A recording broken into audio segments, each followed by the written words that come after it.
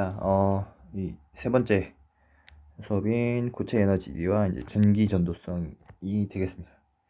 여기 나오는 내용은 진짜 많이 어려워서 어렵습니다. 잘 보셔야 됩니다.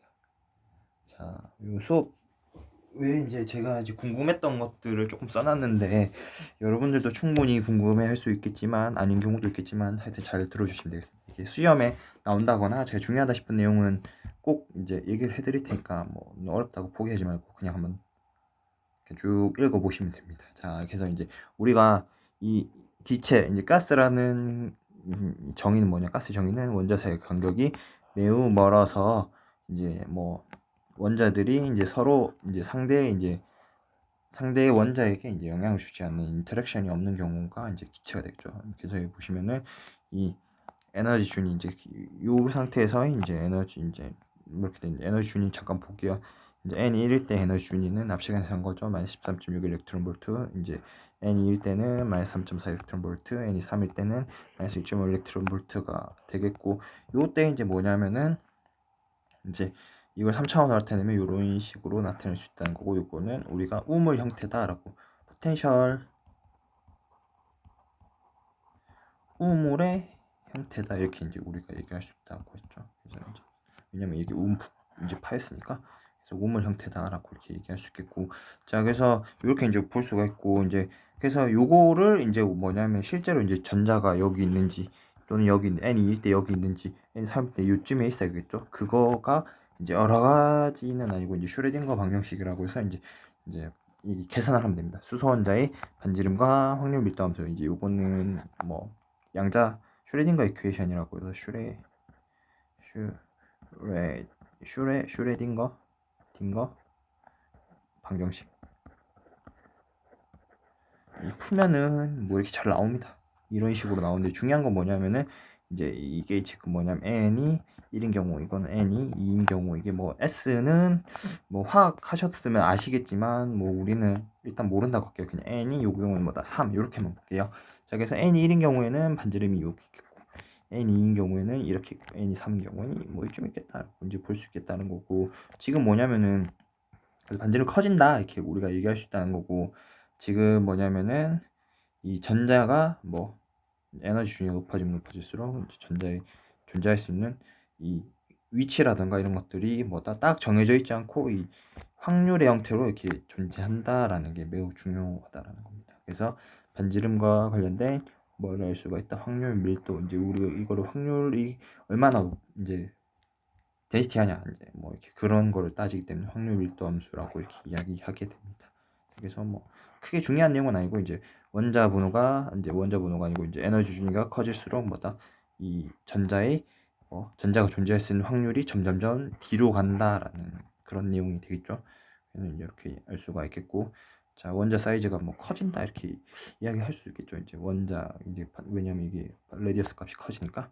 자 그 다음에 이제 우리가 그래서 요렇게 이제 우리가 이제 수소 원자의 이제 전자 분포를 이렇게 볼 수 있을 건데, 요거와 이제 관련돼서 이제 에너지 밴드라는 게 이제 나오게 되는데, 이 에너지 밴드라는 내용은 이 밑에서 또 나올 거기 때문에 요거는 지금 넘어가도록 할게요. 자, 요 밑에 있는 요 그림 4, 5, 6 그림이 어떤 내용인지만 한번 보시면 됩니다. 자, 그래서 이제 바닥 상태에 이제 그 확률 밀도 함수는 요런 그래프를 그리게 됩니다. 요런 그래프. 자, 다시 한번 그려보면은 뭐 요런 그래프, 이제 여기가 로 값이 되겠고 여기 r 값이 되겠죠. 그래서 이 상태가 뭐 r0 뭐 이렇게 될 수 있을 건데, 아무튼 중요한 건 뭐냐면은 지금 이렇게 확률 밀도가 이렇게 쭉 함수 형태로 이제 뭔가 요런 형태의 이제 함수로 이제 나타낸다라는 것을 알 수가 있을 건데, 자 그래서 이제 요거는 뭐다 probability density function of 이렇게 고립되어 있는 전자 바닥 상태의 원자에서의 이제 전자 밀도 함수, 전자의 분포하는 밀도 함수가 이렇게 나온다라는 걸 알 수가 있을 건데, 이 중요한 건 이건 하나만 있을 때는 뭐냐면은 isolated라고 해서 이 독립되어 있는 뭐 독립적인 뭐 하나만 있는 뭐 이런 뜻인데, 한 개만 있는 경우에는 요런 함수를 그리게 되는데, 이제 뭐냐면 이 옆에 이제 여기도 뭐냐면은 h가 있고 여기도 h가 이제 옆에 이제 이렇게 슬금슬금 이제 서로 모이는 경우 슬금슬금 기어 나와가지고 이렇게 둘이가 이제 상호작용을 할 수 있겠죠. 왜냐하면 H도 이제 뭔가 이제 에너지를 가지고 있고 포텐셜 함수도 가지고 있겠고 이 옆에 있는 이제 H 수소도 이제 뭐냐 포텐셜이나 뭐 에너지 뭐 여러 가지 것들 가지고 있을 수 있으니까 서로가 서로에게 영향을 끼칠 수가 있겠죠. 그래서 끼치면은 어떻게 되냐면은 이런 확률 밀도 함수와 이런 확률 밀도 함수가 서로 어떻게 되냐면은 뭐다 이 오버랩이 되게 됩니다. 이렇게 이 두 개의 원자에서 이제 확률이 뭐가 되냐면은 오버랩 되는 그런 현상이 발생하게 됩니다. 자, 그래서 뭐 요게 대한 이제 프로바빌리티 계산값을 뭐 조금 어려워가지고 그냥 뭐 결과만 한번 볼게요. 그래서 지금 뭐냐면 에너지가 어떻게 되냐면은 우리가 봤던 에너지는 이렇게 디스크리트한 불연속적인 이런 에너지를 가지고 있었는데 지금 뭐냐면은 이 옆에 이제 수소 원자가 인접한 경우에는 두 원자의 파동함수가 뭐 어떻게 되는데 이게 파동함수가 되겠죠. 파동함수의 중첩이 되어서 요 이제 파동함수 풀면 이렇게 나오는데 파동함수가 중첩이 되어서 상호작용하기 때문에 어떻게 되냐면 이 불연속적인 하나의 값으로 이렇게 쭉 n은 이렇게 하나의 값으로 이렇게 나온 것들이 여기서도 n이 하나, 둘, 셋, n이 1, n이 2, n이 3 이렇게 에너지 값이 이렇게 끊어져 있는 상태, 여기도 끊어져 있는 상태인데 뭐냐면은 이게 붙어버리니까 서로 이제 불연속적인 상태가 뭐가 두 개의 상태, n이 1인 상태가 뭘로 쪼개진다? 두 개인 상태로 이렇게 나눠지게 된다는 겁니다. 요거는 왜 그러냐? 이 풀면 됩니다. 파동함수를 잘 풀어보면은 이렇게 나온다고 합니다. 저도 안 풀어봤어요. 아무튼 이렇게 풀면은 지금 뭐냐면 그라운드 스테이트의 값이 뭘로 쪼개진다? 두 개로 이렇게 쪼개진다라는 것을 알 수가 있겠죠. 그래서 이런 특징을 가지게 된다라는 겁니다. 자, 이 파동함수 중첩이 돼가지고 이렇게 나온다라고 보시면 되겠고, 자, 그래서 지금 뭐냐면은 이 고체 뭐 이렇게 수소원자 봤는데 고체 경우에도 이제 똑같이 적용할 수 있거든요. 요건 일단 제일 쉬운 거니까 두 개만 이렇게 여기 지금 어텀이 두 개 있다라고 보실 수 있거든요. 두 개가 있으면은 뭐다 에너지 준위가 두 개로 나눠진다는 걸 볼 수가 있다는 거죠. 자, 여기 볼게요.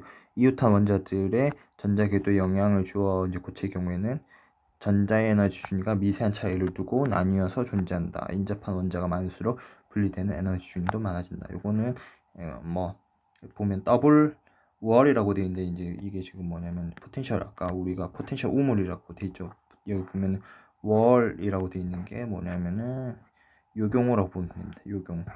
이게 지금 월이 되겠죠. 월이 이제 어떻게 되죠? 한 개 있고 옆에 두 개가 있는 경우 이게 더블 월이 되겠죠. 그래서 수소 원자나 뭐 여러 가지 이제 플러스 이제 차지를 가진 입자와 이제 입자가 두 개가 있다라고 보면 되겠죠. 이렇게 두 개의 플러스 차지를 가진 입자가 이렇게 두 개 있는 경우에는 에너지 준위가 어떻게 바뀌냐면은 여기 이제 에너지 준위가 한 개였다가 뭘로 바뀐다? 두 개씩으로 이렇게 쪼개지게 된다. 자, 그래서 뭐 그라운드 스테이트의 이제 에너지가 이제로 값이 마이너스 13, 38점 뭐 요거는 뭐 이 여러 가지 변수에 의해서 이제 푼 건데 하여튼 중요한 건 뭐냐면은 여기 에너지가 두 개로 쪼개지고 요 비슷하죠 값이. 그다음에 요 값이 뭐 다 비슷한 값을 가지겠죠. 그래서 에너지가 한 개에서 어떻게 된다? 두 개로 쪼개지고 여기서 이제 한 개였다가 이렇게 두 개로 쪼개진 거가 되겠죠. 38점 마이너스 38.53 35.92 마이너스 그 다음에 여기도 어떻게 쪼개진다? 마이너스 3.33 그 다음 마이너스 7.51 이런 식으로 에너지가 한 개였다가 두 개로 이렇게 쪼개지는 것을 알 수가 있겠다라는 겁니다. 그래서 뭐 에너지 준위가 나뉘어진다 이 말이 매우 엄청나게 중요한 거라고 볼 수 있겠죠. 그래서 고체의 경우에는 에너지 준위가 요거는 중요하다고 제가 생각됩니다. 에너지 준위가 뭐 미세한 차이를 두고 나뉘어진다 라고 보실 수가 있겠고, 요거는 이제 하이드로젠 이제 포텐셜 이제 우물이 한 개인 경우 요게 지금 하이드로젠이 되겠죠. 수소 원자 한 개의 경우에는 에너지가 여기 보시면은 한 개 있겠죠. 에너지 준위 한 개, 두 개, 여기 지금 n이 1, 얘는 n이 2 뭐 이렇게 되겠죠.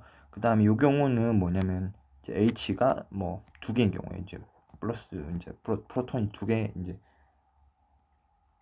두 개인 경우라고 이렇게 보면은 이제 요 잘 보면은 이 한 줄 같지만 어떻게 되니 돋보기로 보면은 이 두 줄이 나온 거 볼 수 있겠죠. 두 줄.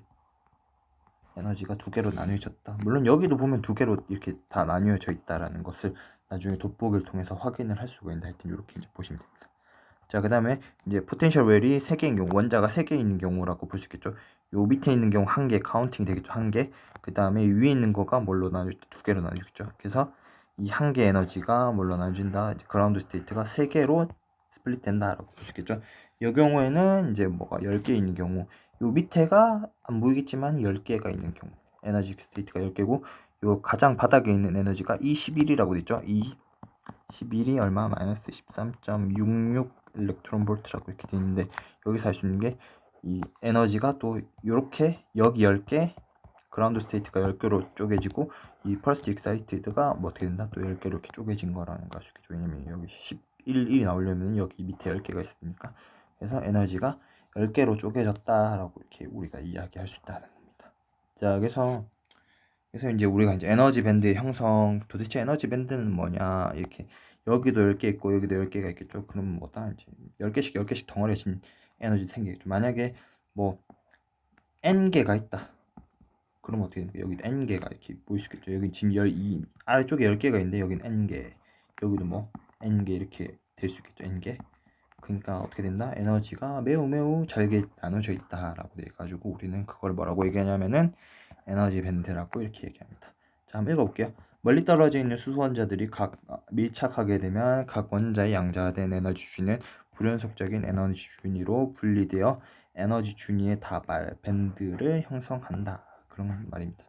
자, 그래서 여기도 지금 E1 값이 이렇게 돼 있는데 이게 막 여러 개로 이렇게 나눠져 있다는 거죠. 여기도 이렇게 나눠져 있고 여기도 이렇게 막 나눠준 상태의 덩어리를 가지고 있는 에너지를 가지고 있는 상태로 이렇게 스플리트가 된다라는, 이렇게 볼 수 있겠죠. 그래서 E1 값이 이렇게 스플리트, E2 값이 이렇게 스플리트, E3 값이 이렇게 스플리트 된다는 거고, 이거는 뭐냐면은 거리가 멀어지면은 뭐 아이솔레이티드, 그러니까 독립적인 원자랑 똑같겠죠. 그래서 이 상태의 에너지 준위를 가지는 거고, 이게 서로가 거리가 가까워지면은, 이 안쪽으로 들어서 거리가 가까워지면은 이런 그 원자의 개수에 따라서 이제 이런 불연속적인 다발, 이제 밴드 스트럭처를 가지게 된다는 것을 알 수가 있습니다.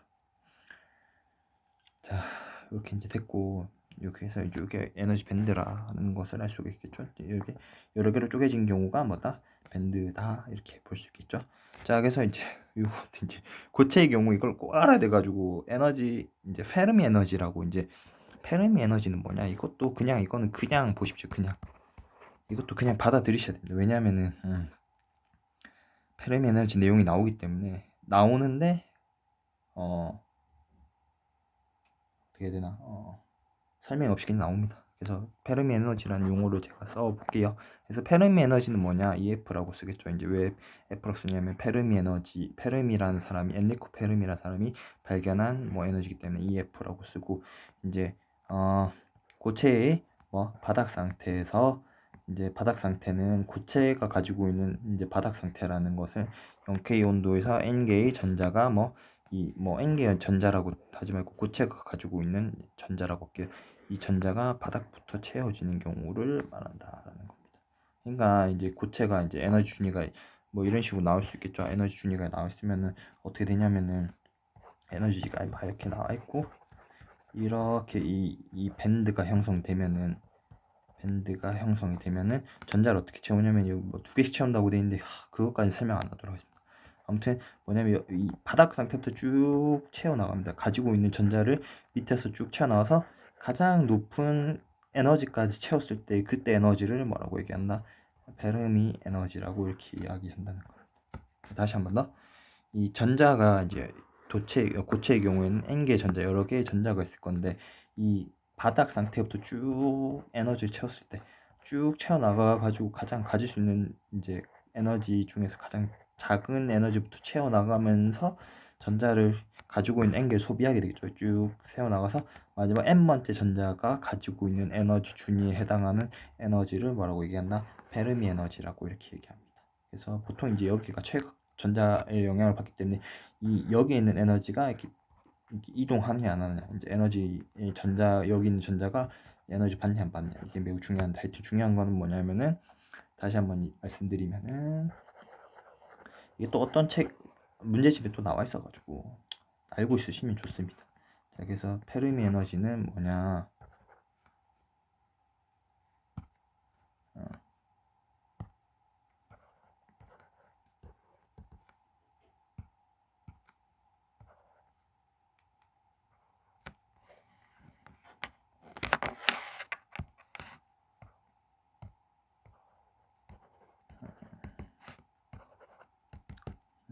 왜 안 되지?